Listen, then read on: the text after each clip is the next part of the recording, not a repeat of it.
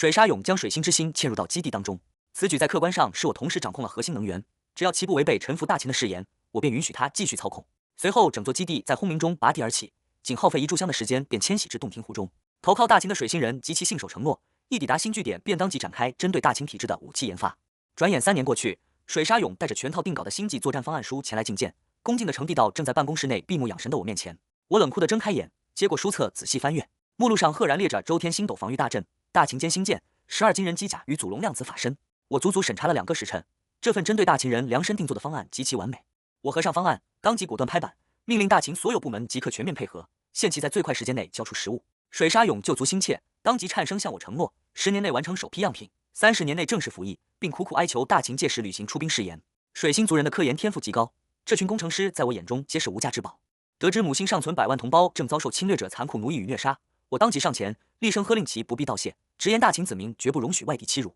我暗间在此立誓，承诺大秦军队一旦具备星际远征战力，定会一刻不耽误地兵发水星，剿灭强盗。随后我拍了拍水沙勇的肩膀，在合约上冷酷地落笔签署，并直接将这项宏大的军工方案命名为南天门计划。南天门计划敲定之后，大秦帝国正紧锣密鼓地全面实施。随着时间的推移，转眼间又过去了7年，计划中的各项宏大宏图已经开始在无数科研人员的手中逐渐变成了现实。与此同时，在遥远的水星，水沙特在强盗无休止的折磨下彻底发疯，分裂成了2个人格。忠诚人格对本族绝对忠诚，而新的妻管严人格则对大统领的闺女言听计从，柔情似水。起初，忠诚人格占据身体的主导权，可强盗不惜耗费10几年施展水墨功夫，在天堂与地狱的交替折磨下，妻管严人格掌控身体的时间终于超越了半数，主妇人格即将完成更替。大统领专门派人秘密记录其人格切换的时间，一旦妻管严人格成为主人格，水星移民的老巢下落便能轻易套出。因此，强盗大统领毫不注及，每日依旧冷酷地用同样的方法炮制他。此时的水星指挥中心内，强盗大统领看住手中的月报，因采矿进度慢上加慢而愤怒咆哮。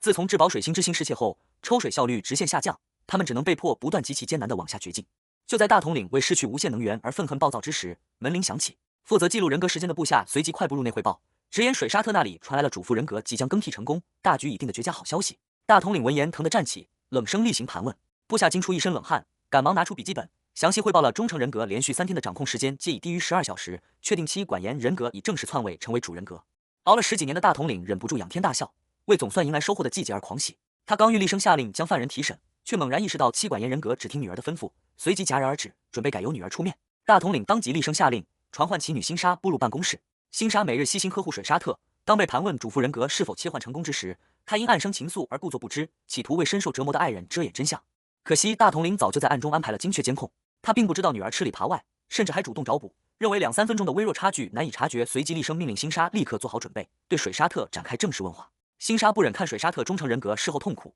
更怕其清醒后恨透自己，他眼珠一转，当即想出合理的借口进行推阻，直言此时胜负差距太小，万一逼迫过甚激起反抗，恐令10几年的苦熬前功尽弃。大统领闻言觉得却有几分道理，星沙随即顺水推舟，提议不该急功近利，至少要等差距扩大到半小时以上才最稳妥，并扬言只需再等半年即可成功，用这番说辞暂时拖延住了大统领的催促。星沙虽暂时劝退了父亲，却深知这并非长远之计，因为监控无处不在，且人格切换根本无法伪装，短短3个月后时间差便已扩大到25分钟，他明白再也拖不下去了，眼神随即变得无比坚决。想脱离强盗团队并非易事，必须夺取装满补给的大型战舰才能在茫茫星空中存活。星沙为了与水沙特密谋逃跑计划，特意急出散心的由头，将他带到了没有监控设备的指挥中心天台上。天上虽有几艘巡逻飞船在远远监视，但强盗军兵并未起疑。此时水沙特正由妻管严人格主导，他以泰坦尼克号的姿势环抱住爱人，对星沙共赴世外桃源的提议毫无保留的连声答应。星沙小声叮咛对方保守这个只属于2人的小秘密，水沙特当即蠢笨的连连点头。星沙深知看守的大型飞船难以强抢，便将目标瞄准了装满定时更换物资的大统领专用座舰。遇到取此舰必须趁大统领不在总部，且需要伪造通行手令，这一切皆需要等待时机。就在此时，大统领在侍卫簇拥下突兀来到天台，水沙特看在爱人面子上，强忍住心头泛起的厌恶。做贼心虚的星沙迅速镇定下来，假称带其四处走动，是以此缓解病情。大统领一听此举能促使其人格更替，便全盘支持，大度的答应给予他们通行权，仅派出一支巡逻小队远远跟随。名为保护视为监视的指令，反倒让星沙大获其利，他当即急急带人告退。在接下来的漫长日子里，他每天带着水沙特在整颗星球四处乱逛，实则是在暗中进行极其缜密的撤退踩点。他仔细观察强盗飞船的拦截死角，并在脑海中绘制出多条路线进行反复推演。最终在爱情的伟大力量驱使下，他成功找出了一条能完美避开所有矿场与观察哨塔的绝对安全路线。逃跑的万事俱备，星沙等到了星空强盗大统领离开指挥中心前去巡视的绝佳时机。因为主妇人格的时间误差即将达到半个小时，再不走便再也拖延不住，他当即决定果断开始行动。星沙与水沙特如同往常一样在外面四处溜达，守军对此早已习惯。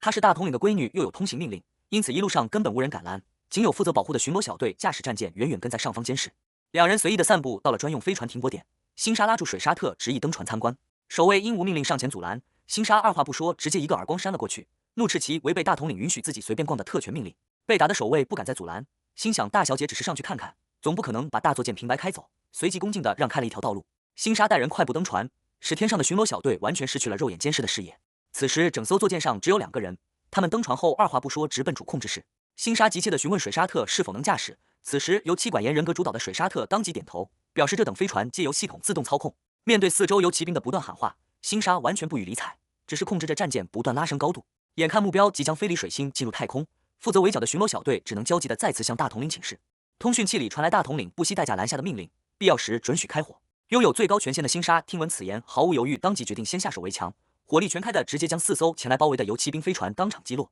公共频道内一片嘈杂，各小队高呼支援并企图设伏。然而星沙早已对逃亡路线进行了无数次缜密推演，最终完美避开了设伏，后方敌舰根本跟不上作舰的速度，使两人成功顺利驶入太空。进入太空令星沙如释重负，他向水沙特坦诚自己从不喜欢当强盗和杀人，如今只想在无垠太空中与他永远漂流。而此时的水星指挥中心内，气氛却因大统领的折返而山雨欲来。大统领在办公桌前对诸下属暴怒咆哮，痛骂全体部下皆是无能的废物。他斥责上回总部被7人夺走水星之星，如今竟又被2个人偷走专属座舰，厉声质问这群蠢货究竟是干什么吃的。头铁的强盗上前辩解，宣称因抢船者是大小姐才令众人有所顾虑。同僚闻言纷纷无奈闭眼。果不其然，大统领当即狂怒地掏出配枪，一枪便将这名多嘴的属下当场轰成了满地残渣。大统领高举住枪口咆哮喝问，直言自己明明已经下达了准许开火的指令，可众人依然留不住逃兵。他随即冷酷地下令将满地的血肉残渣清理前进，并冷漠地吩咐此人算作阵亡。血肉残渣被清理前进后，大统领的怒火消退了许多。此时，一名强盗连忙主动上前说起软话，诚恳承认兄弟们此番办事不利落，并恭敬地询问是否有何良策可以补救。强盗大统领冷笑住，怒斥星沙胆大包天，并直言自己为了防止叛逃，早就留下了拥有远程操控最高权限的控制器。在下属的惊叹声中，他直接启动远程锁定，令太空中飞行的作舰瞬间趴窝。大统领点骑兵马，率领大型战舰在控制器的引航下，直奔太空前去捉拿背叛者。此时停在茫茫太空中的作舰内，星沙看住毫无征兆停下的战舰，一时间对这突发的故障感到万分蒙圈。水沙特出言安抚星沙，并在对方的鼓励下化身核动力驴，只身一人开始承担起专业团队的活计。经过一番极其缜密的全面检修后，大发明家水沙特很快便精准发现了问题的根源。水沙特直言战舰被加装的远程模块强行锁死，星沙闻言顿时面色惨白，深知这是大统领留下的冷酷后手。想到父亲对背叛的零容忍与残忍手段，心惊胆战的星沙不由得忧心忡忡。水沙特上前安慰，扬言只要到外头把控制器彻底拆除，就能解除这道致命的锁定。由于安装的位置极其刁钻，他穿上重甲作为宇航服，绑好绳索后便毫不迟疑地一跃翻出了舱外。水沙特沿住船体艰难爬行，在寸步难行的太空中咬牙展开排查与拆卸。他在零重力下极其小心地护住每一枚零件，足足耗费了好几个小时，才终于成功将那枚控制器利落地拆除。在拆下控制器并将外壳零件重新装回后，水沙特准备原路返回。岂料当他正欲拉动绳索发出信号并扭头回看之时，无垠的黑暗深处却陡然映入了他眼帘一幕极其恐怖的画面。星空强盗大统领已率领密密麻麻的飞船合围过来，身处舱外的水沙特根本来不及挪回，他当即通过铠甲内置通讯器向星沙交代遗言，要求他立刻关闭舱门，驾驶速度极快的专属飞船独自撤离。星沙不愿在失去寄托后独自流浪，他根本没有放弃他的意思，当即用尽全身力气疯狂往回拉扯安全绳。然而合围在瞬间完成，留给他的时间太过短暂，根本不足以将悬在舱外的水沙特拽回。水沙特深知再耽搁下去两人都无法脱身，为了不连累爱人，他毫不犹豫地挥动随身工具，直接割断了绑在身上的安全绳。下一刻，他的身躯便如同轻盈的鹅毛一般，无助地朝住太空深处飞出。亲眼目睹这一幕的星沙先是一愣，随后为了共赴黄泉，他毫不犹豫地一跃跳入太空。两人后坠的躯体在神秘引力的牵引下意外相遇，紧紧拉住彼此，最终在冰冷死寂的真空中相拥在了一起。四周的强盗守军目睹此景，当即七嘴八舌地向统领请示。黑住脸的大统领冷酷断言其生死由不得自己做主，随即厉声命令几艘装有巨型机械臂的工程飞船全速驶去，强行将这2个人打捞过来。人在真空中漂流的速度根本无法与具备动力的工程飞船相提并论，两人在绝望中如同娃娃机里的布偶一般，被精准伸出的钢铁机械臂一把死死抓住，随后直接被当作砧板鱼肉强行带回了水星。大统领在办公室内怒不可遏，抡圆膀子一个耳光狠狠抽在星沙脸上，痛骂他吃里扒外。他厉声威逼女儿立刻开口拷问水沙特，并承诺只要能逃出水星之星的下落，己方可以既往不咎原谅一次。星沙深知交出秘密后，水沙特将彻底失去利用价值，其下场唯有死路一条。他神色倔强地直面父亲的淫威，冷酷地拒绝了对方的威逼利诱，并当场厉声要求对方将自己与爱人一并处决。大统领气得几乎当场晕厥，狂怒地拔枪指向水沙特，叫嚣着要当住星沙的面将其碎尸万段。一旁的几名心腹部下见状，急忙上前拦阻，直言一旦将此人击杀，失窃的至宝将永远无法寻回。大统领暴怒之下，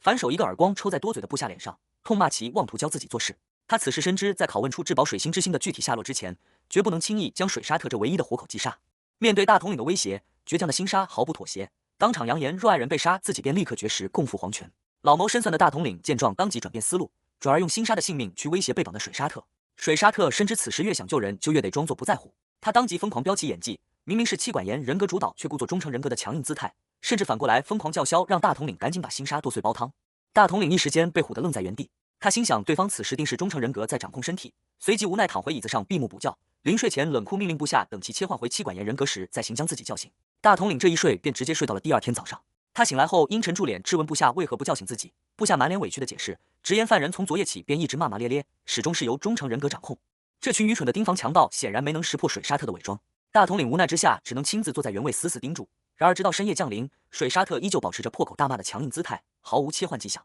大统领大惑不解的厉声询问原因，周围的强盗顿时一阵交头接耳，有人猜测是受了刺激，也有人敏锐地指出，这没准是这小子为了不遭受威胁而故意伪装演戏出来的。大统领听闻故意装出来这几个字，登时恍然大悟，他腾的一下站起身子，上前狠狠拍打住水沙特的脸皮，厉声戳破其演技，并再度以星沙的性命疯狂威逼其老老实实全盘交代。水沙特的伪装被识破后，只能强撑着继续嘴硬，叫嚣着让对方赶紧把人杀了煲汤。而老狐狸大统领因无法确定其是否真切换了人格，为了试探出虚实，当即厉声下令对星沙当面用刑。劈开肉绽的星沙在刑具上发出痛苦的惨叫，却依然咬牙大喊，厉声提醒水沙特自己只是仇人的女儿，且一直在利用他。水沙特看着爱人受刑，内心痛苦无比，全身因强撑而剧烈颤抖。大统领冷酷地看穿了对方的崩溃，当即掏出配枪塞进水沙特的手中。他一边强行握住水沙特的手臂，将枪口对准星沙，一边在其耳边阴阳怪气的疯狂挑衅，逼迫其当场亲手射杀爱人。面对大统领声嘶力竭的开枪威逼，水沙特依旧硬着头皮狡辩自己只是因激动而发抖。与此同时，心存死志的星沙也流泪朝其大喊，为了能求得一个解脱，厉声催促水沙特立刻开枪。水沙特在极端的精神折磨下彻底面临崩溃，让他承受百般酷刑，他可以咬牙挺住，但让他亲手射杀挚爱却无论如何也做不到。此时他灵魂上的痛苦早已远超星沙肉体所受折磨的千百倍。